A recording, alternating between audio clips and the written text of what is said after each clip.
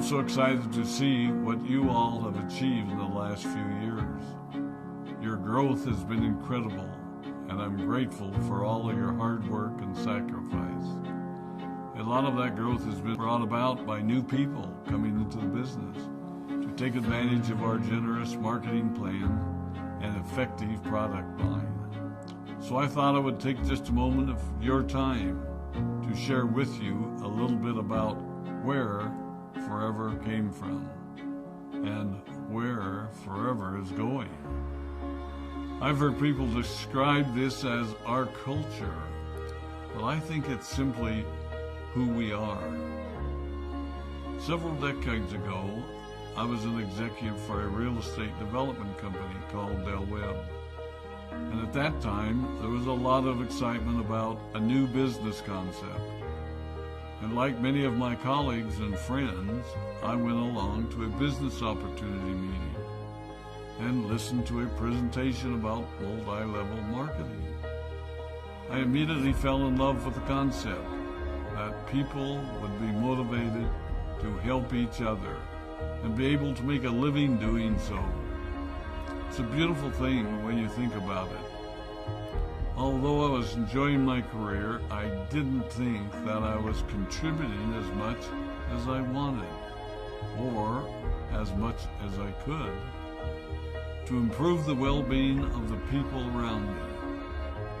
Inspired by the concept of people helping one another, I set out to write a marketing plan that is almost identical to the one that we use today. As I developed it, I had two goals. One was to pay the highest bonuses possible and still be able to run a company effectively. Two, to build a plan that would motivate and encourage people to keep working. I wanted a plan to reward those that remain active and engaged. I love the concept of a royalty income. However, I believe that it's good for our souls to work hard. People who work hard are happier. Of course, if you work hard, you should play hard. And that was one of my motivational factors in starting Forever Resorts. It was to give people the opportunity to spend time with their loved ones and experience the wonder of nature.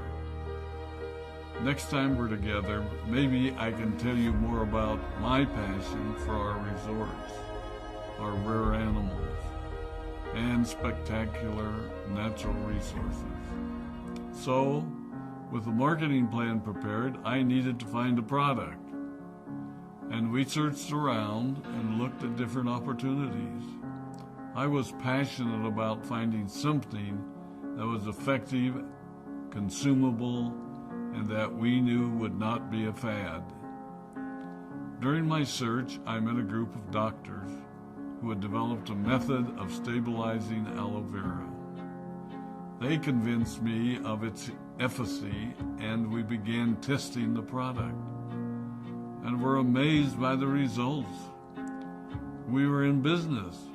We had a fair and balanced marketing plan, a consumable, effective product, and the third ingredient, an absolute conviction that we could make a difference in the lives of the people around us. And while it might have been a bit presumptuous, we honestly believed that we could make a difference in the world. We put in generous return policies, customer service incentives, and began to build this business based on the principle of being nice to one another and helping others. The success was incredible, and we grew rapidly until Christmas of 1982. I was sitting at home with the family, and the phone rang. They informed me that there had been a freeze at our aloe plantations in Texas, and that all of our aloe was destroyed. I immediately went to the airport and flew to South Texas to see what we could do. I hoped and prayed that when I arrived, what I saw would be better than the news I'd received. But that wasn't to be the case. We had no aloe. And the business immediately began to suffer. There were some FBOs that left, but more importantly, there were those that stayed. It was a tough time for us. We put everything on the line to stay in business, and there were many sleepless nights. But we were convinced that what we were doing was right. We decided that this would never happen to us again. We flew out to the Dominican Republic and purchased as much land as we could and began planting aloe in one of the safest weather zones in the world. In addition to the acres of plantations in the Dominican Republic, we now have plantations in Mexico and South Texas. It was a tough lesson to learn. But during the tough times, we became stronger and we grew the most. We grow roots that strengthen us and help us to overcome the challenges and obstacles that life throws at us. I have learned that solid principles and core beliefs do not have a sell-by date. It is never old-fashioned or out of style to be nice to each other, to honor your commitments, and to treat people how you would wish to be treated. I recognize that many of you might not have heard about our beginnings, as you are new in the company. I am thrilled that you're part of our forever family, but I ask you to be mindful of the foundation upon which this company has been built. Forever was built on the principles of paying the highest bonuses possible, providing the most effective and highest quality of product, and empowering people to serve one another.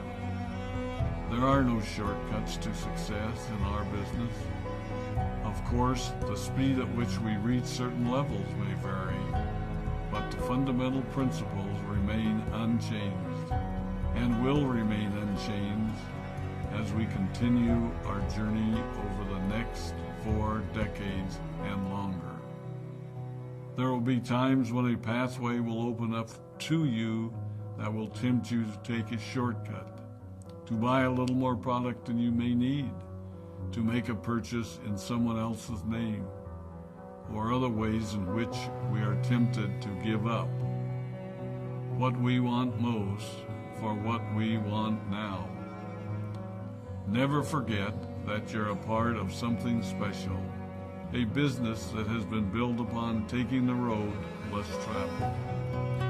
It may not be as fast and as shiny as you might want it to be, but take it from me, the road less traveled is more rich, more wonderful, more fulfilling, and more lasting than you can ever imagine. We love you, we appreciate you, we are proud of you. My name is Rex Mon.